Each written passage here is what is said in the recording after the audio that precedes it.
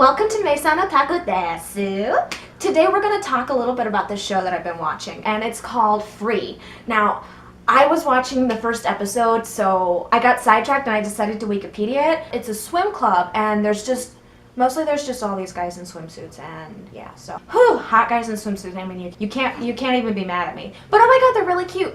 But it's a really cool show, and I'm going to talk to you a little bit more about it later, because today I want to talk to you a little bit about some shows we're going to be discussing, which is going to be Attack on Titan and Yuri on Ice, obviously. But first, I want to talk about gender politics and anime.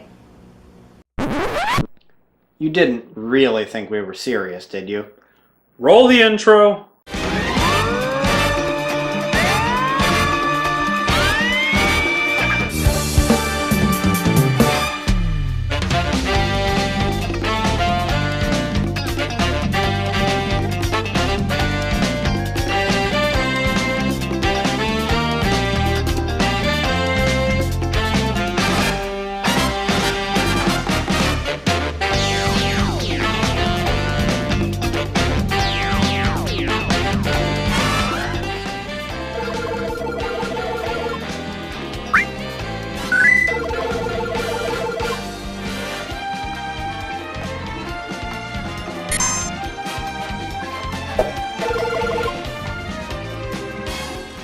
Hello, welcome to Maison Otaku. Come in, have a seat.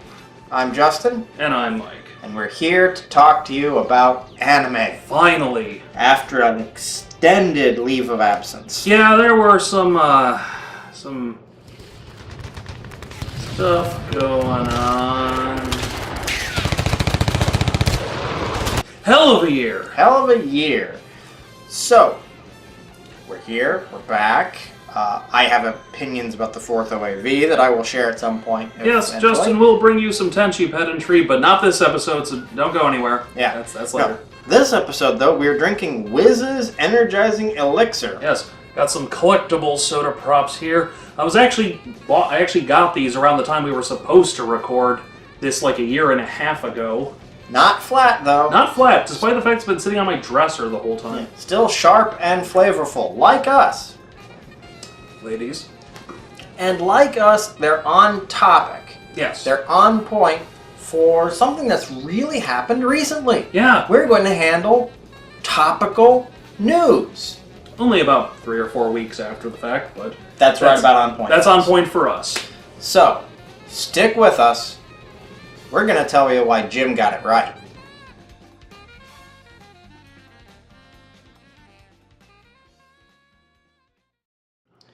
So, if you haven't sorted out by now, what we're discussing is Battle Angel. Yes. And this is a movie we've been waiting for a very, very long time. Yes, Actually, yeah. My issue of Anime Insider I bought with my mom at like Giant Eagle in, let's see, February 2004. yes. And what's back here? Right in the back, they do profiles of different anime series and manga and whatnot. They did one on Alita. Here's the thing. You can't tell from where you're looking, but right in here, they do make mention that Cameron had just bought the rights to Battle Angel. Yeah. Actually, not on the opposing page. I think it's worthwhile also to tell you exactly how long this has been. On the opposing page is a manga video advertisement advertising The Dark Myth. Yes. So right around the same too. Oh, and Orgus 02. Yeah. There's a...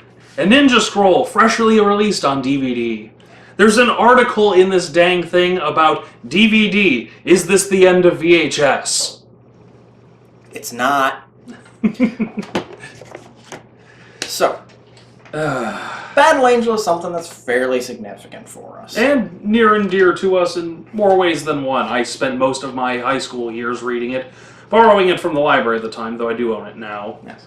And we've been banging on about it for forever, about how good this is, how universal the appeal is despite its niche genre. Mm-hmm. And we were right. Yes. Now, we're going to tell you exactly how right we were by taking apart Jim Cameron's really nice film. Yeah.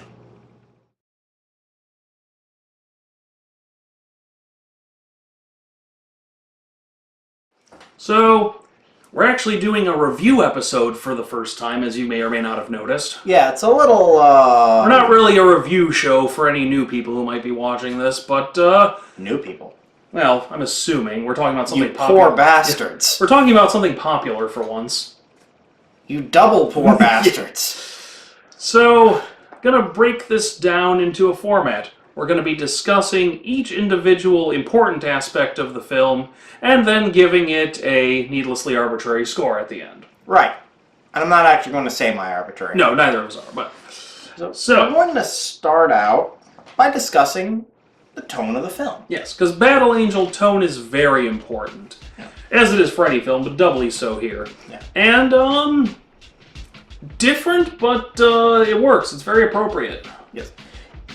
It's important to note that what makes this tone appropriate for the source material and appropriate for the film is the fact that Gishiro actually later corrected his tone to address criticism of the manga's initial tone.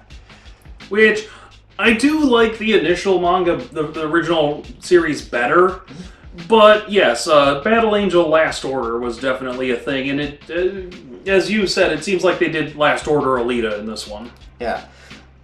To explain, for those of you who have read neither Battle Angel or Battle Angel Last Order, Battle Angel was bleak. Yes. It was almost Otomo in levels of bleakness. Nearly, as some parts of it even went a little further, but... So, Last Order was an attempt to inject more humor that wasn't necessarily gallows humor, as well as more cuteness into Battle Angel. Yep. Now, the end result of this is Alita is still Alita, but they kind of brought out her, the teenage girl aspect of her personality, which works because it's not like they're adding something that wasn't there. They're just exaggerating what was previously a minor element of her personality. Right. And this is kind of through the film. The film's actually a lot more brightly lit than I would have thought it would have been. Yeah, it's not... I would even say it should have been darker, but we'll get to that. Yes. What we end up with, I've heard it called hope punk. Yeah. Now, I've done some research on this term and other things that are in this supposed genre. What the shit? Yeah. No. Yeah. Let's just ignore this concept. I'm not acknowledging this concept. This is not a hope punk film. Yeah. So screw that noise. What it is upbeat cyberpunk. And that's... God, that's such a contradiction when you say it out loud. It is, but it actually brings me to the main thing I want to say about this here, and this is something so many adaptations of dark serious material get wrong, where they'll either put humor in it that feels forced and doesn't fit, or the dark parts become, hilariously, frickin' Spawn grimdark. The serious parts are serious, the funny parts are actually funny, and I think the biggest thing Justin and I can agree with that this did right is the film takes itself seriously. Yes, there is never a moment where you get the impression that somebody is rolling their eyes at the source material. Yeah, there's no... Grin, grin, wink, wink, nudge, nudge, say no more. It's, no, this is our world, this is what's happening, yeah.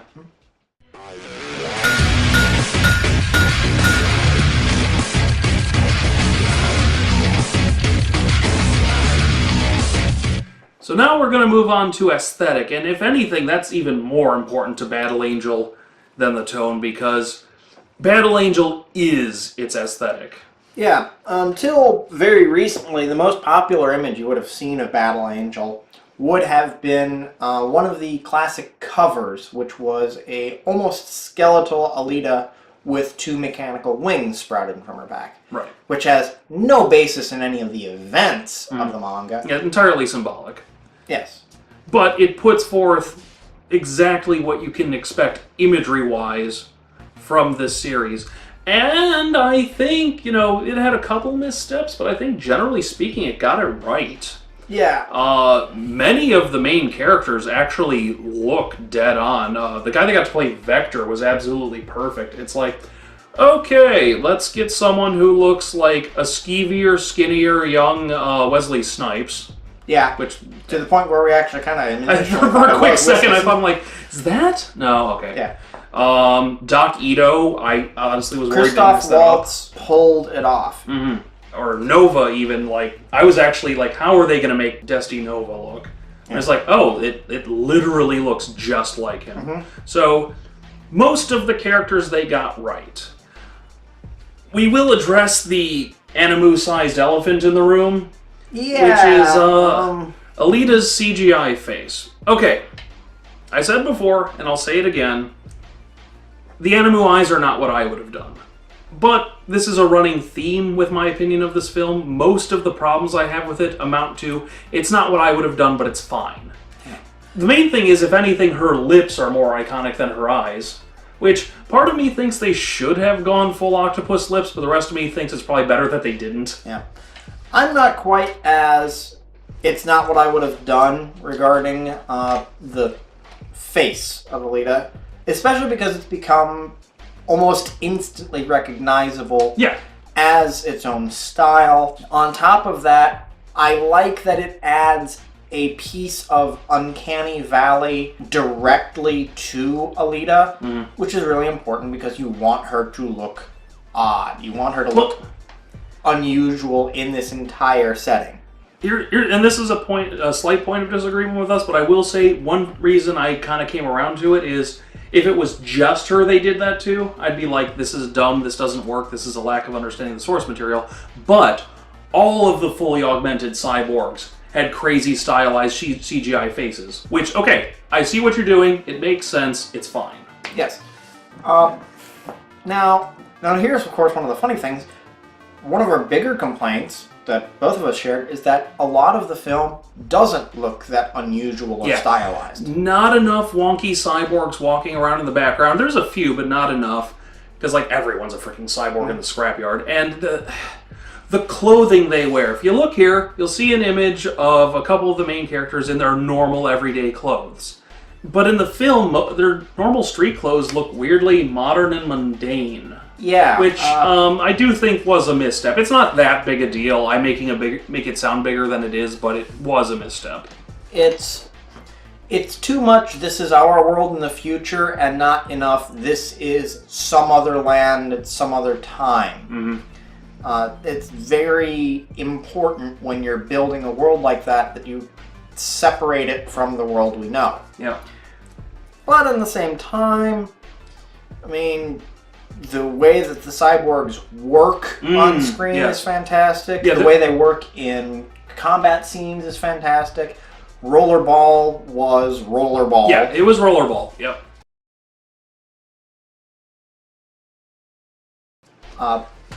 Really, it even worked well in 3D. Yeah, the 3D was actually really good. Admitting this, but the scene of Alita's discovery in the piles of scrap in 3D as the right-off start of the film worked so well, and both Mike and I are there in the theater looking at this going, yep, well, shit, they're doing it. Yeah.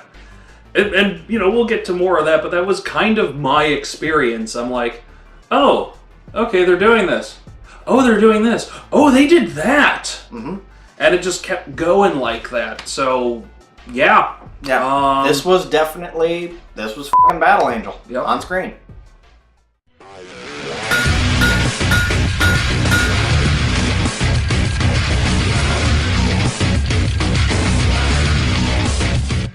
Okay, so Mike and I actually agree on this one.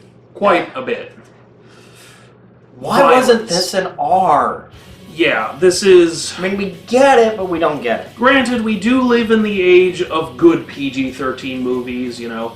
Yeah. Some of the newer Star Wars films, Lord of the Rings is the best example, probably. So it wasn't the crap fest PG-13 movies used to have been, but this is still... It should have been a hard R, and we are going to dock points for that. Yeah. But... we're allowed to. Yeah. But... the violence is there. Yes. See, there are three main things with this that's found in the source material that are concurrent themes throughout. Violence, gore, and body horror. Now, there is plenty of violence, way more than I expected from a PG-13 movie. It's just that the gore and like 90% of the body horror are absent. Yeah. Although, I will say, when they're in the bar, because as soon as I saw the dog on screen, I'm like, oh man, if they don't kill the dog, I'm going to be pissed.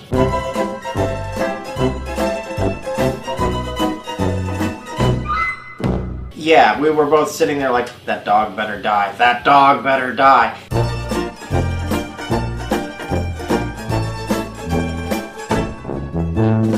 Yeah. We're not just doing that just because I don't like dogs. No, it's a really important turning point for her character. Unfortunately, camera over to the side instead of that great sequence in the OAV where the dog just sort of it falls unravels. apart. Yeah, I mean, I get it. yeah, and Fucking PETA. yeah, and again, yeah, this definitely, I think we can both agree on. It's not what we would have done, but it's fine. Yeah, it works. It's worthwhile also to say that the actual action, Yes, was good. yes, it was fantastic. I probably would have fine-tuned the Grushka fight a little bit better. Yeah, like again, it was fine, but it lacked the punch. Yeah. The Zapan fight was great. Yeah. The barroom fight was wonderful. If anything, that's one of the few things they actually improved on. Yes. Because in the original, it's just, she walks into a bar and is, trying to be all, whatever, and then he walks in and it's straight to that. The bar scene was delightful in this. Yeah. Because, and here's, going into humor that fits.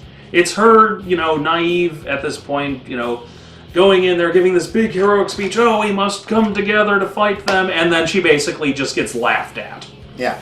And then she's like, okay, I'll fight each and every one of you. yeah. So, as an action film, Yes. good. Yeah. As a violent film,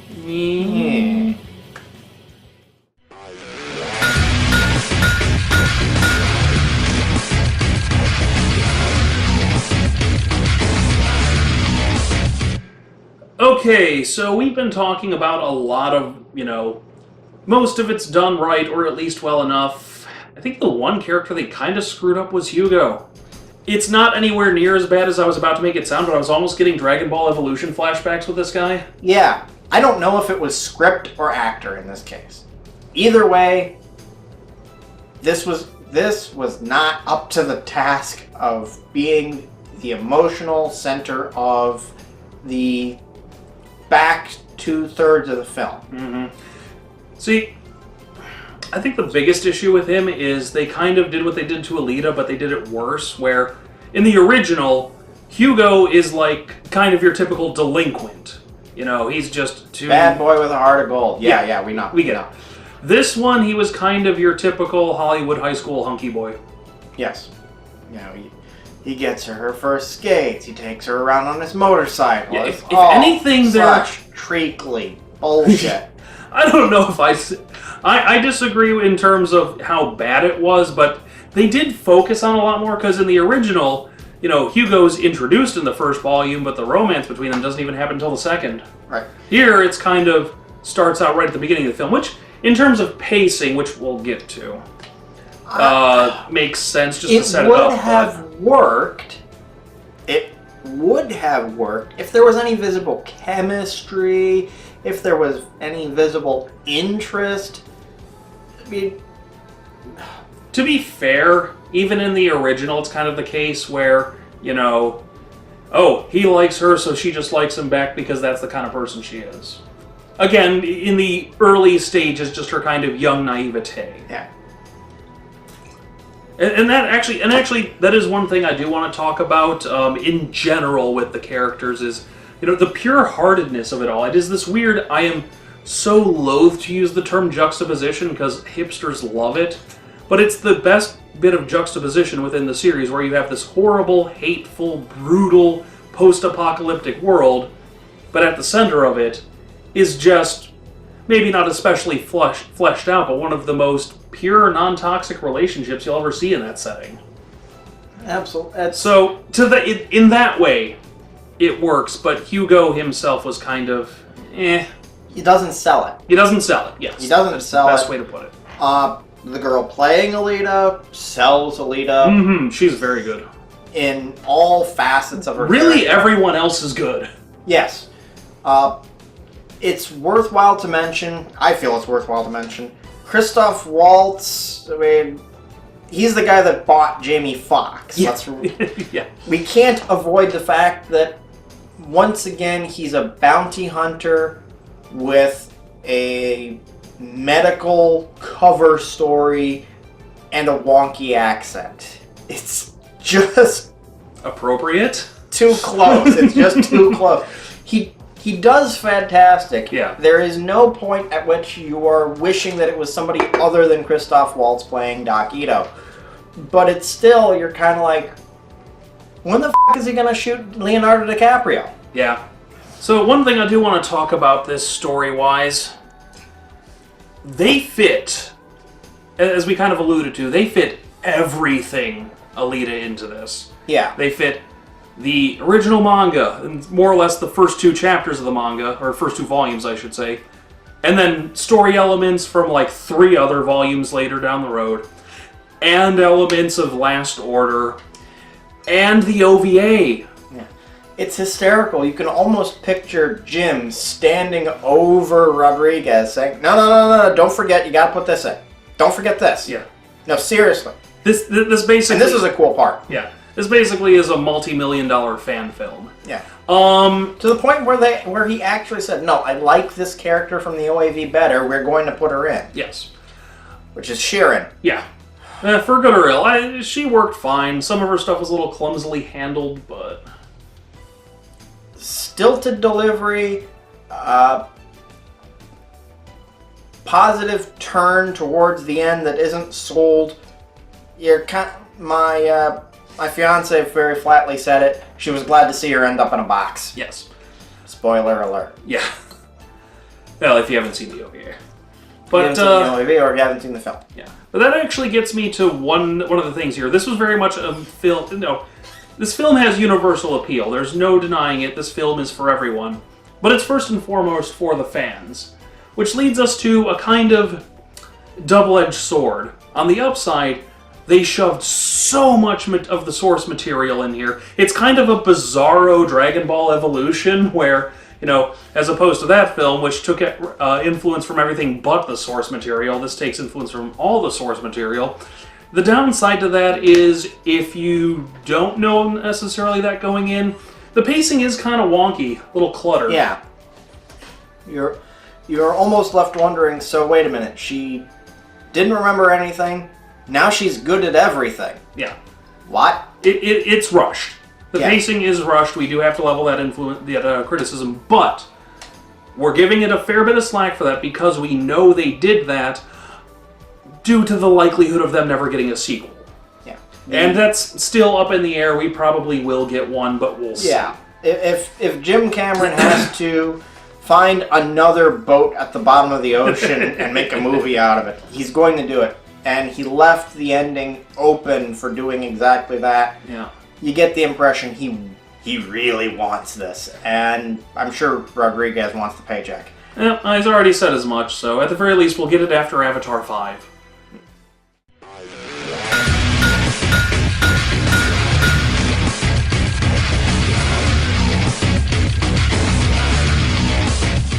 So the final thing we're going to discuss is really just kind of a beep thing. Because there's really only one thing to say. Yeah. Where was Cyborg Mermaid? Yeah. Well, more to the point, the music worked. It did what it needed to do. None of it was bad. None of it was grating. But it was just kind of, it was there. Yeah. None of it stood out. None of it was particularly memorable. The perfect counterpoint to this is probably to bring up, of course, whenever you're talking a cyberpunk movie, eventually sometime in the review you have to mention Blade Runner. And what makes Blade Runner so fantastic is not really so much the performances, although there are several great performances. It's not so much the story, because the story is kind of wonky and oddly paced. It's not even so much what the action is, because some of the action beats are great, and some of them are Harrison Ford dangling off a ledge. Yes. what makes it all great is the mood. Yes. And what sets the mood but that beautiful Vangelis soundtrack. Yep. We all know those themes, those songs. That makes Blade Runner good. Yeah. Makes it great. Now, if we had Vangelis scoring Battle Angel, there'd probably be like 40% less criticism of this film. Yeah. Well, heck, even if you look at the Battle Angel OVA, the music, with the exception of Cyborg Mermaid, the soundtrack to that isn't even necessarily good, but it's memorable. Yeah. There's at least 3 or 4 of the major background tracks you remember, even if only because, wow, this is weird, but oddly fitting. Well, yeah, the whole tribal drum thing. Yeah, exactly. Yeah, that one comes to mind especially. Yeah. I mean, they used a line from Yeah, that's the thing. We will take away major... As the music, I think we can agree, is the weakest aspect of the film. That is no remix of Cyborg Mermaid as the ending theme, which was almost as dumb as Michael Bay not using the Stan Bush song for one of his movies that he had made. Yes. But we're going to put a bunch of those points back for giving Alita a line straight out of the song. And I'm like, she said it. Yeah, we're actually... Nice. Yeah, nice. And of course it was one of those things where only fans were going... Yeah. And the rest of it was just like, why is Why did everybody she- so happy about that line of dialogue?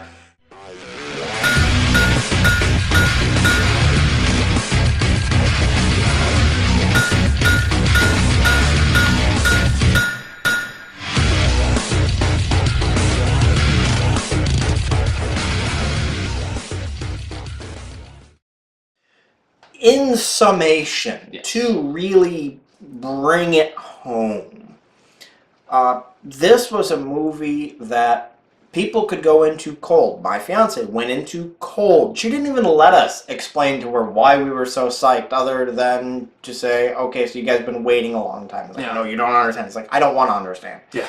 Because generally whenever we say why we are so excited about something, she just kind of looks at us like, okay, you guys are weird. I remember now.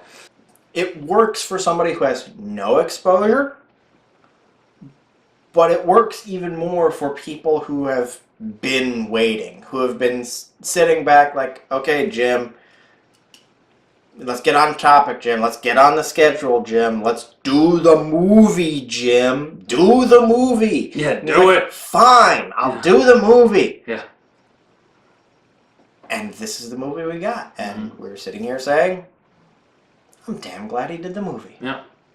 And I think we should close in saying, well, first of all, scoring any work of art with an arbitrary number count is utterly arbitrary. So, welcome to Maison Otaku, where the rules are made up and the points don't matter. So, I guess we could have just said, it's good, go see it, not waste a half hour of your life, but hey, here we are. Yeah, that's what we do. But, yeah, it's good. Go see it. If you're an action movie, or an action movie fan, go see it. If you're a sci-fi fan, go see it. Actually, if you are an action movie, go see it and pick up some pointers. Yeah, really, especially nowadays. If you're a James Cameron fan, go see it. If you're a Robert Rodriguez fan, go see it. And if you are someone who has always been keen on wanting movies to center on, intelligent, skillful, confident, strong female characters who don't need no man in films with diverse casts, see it. Yes. Like, there's no reason. There's no reason to avoid this film. There's no reason to go see another female-led superhero film this spring. I mean, unless you really want to see Captain Marvel in the wrong costume. Yeah.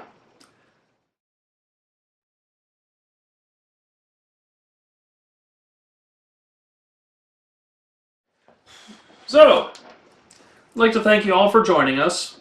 Returning viewers may notice something missing. It was decided amongst us that we'll be perfectly transparent. We were kind of scraping the barrel for recommendations by the end of Season 3. And not so much because there wasn't a whole lot of good things to recommend, but rather because we wanted to include a lot of the things we normally recommend in episodes. Yes. So to improve the content. Yeah. We're deleting the content. Yeah. Well, more to the point, if we want to recommend something, we'll just have a short recommendation video series whenever we can think of something. That's If about it has no relevance whatsoever Yes. to something we're actually going to talk about. Yes. But they will now be their own things, separate for the main episodes. And we are going to, moving forward, and that's actually what we want to talk about here, the show, moving forward as we're back, we're kind of just going to be putting stuff out as it gets made. It'll be frequent, it'll be regular. Yeah, we're on task. We're just not on target. Yeah. So, yeah, we're going to be putting out slogan. Yeah. Episodes every 2 to 3 weeks, and then, smaller videos in between. Mm-hmm. There will be more Bright Slap. There will be more Talking Guns. There will be more Justin's Powerful Power Metal review. Maybe. That nobody liked that. I liked it. I liked it. Like 5 of you liked it, and we thank you for that.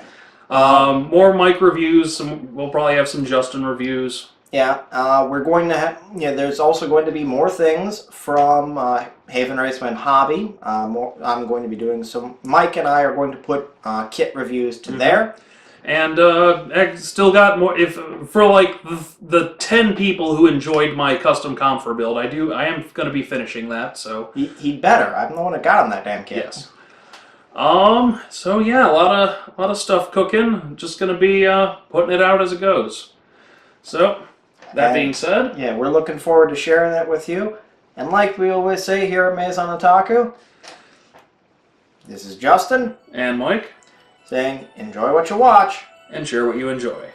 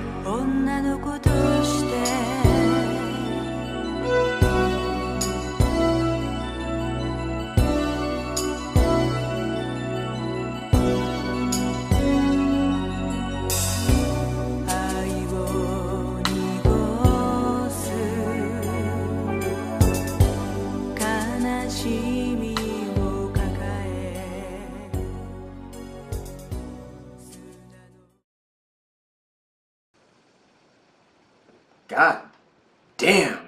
Yeah. Rusty as shit. Yeah, that was a little... That was horrible. Yeah, I can clean it up. Fix it in post. Fix it in post.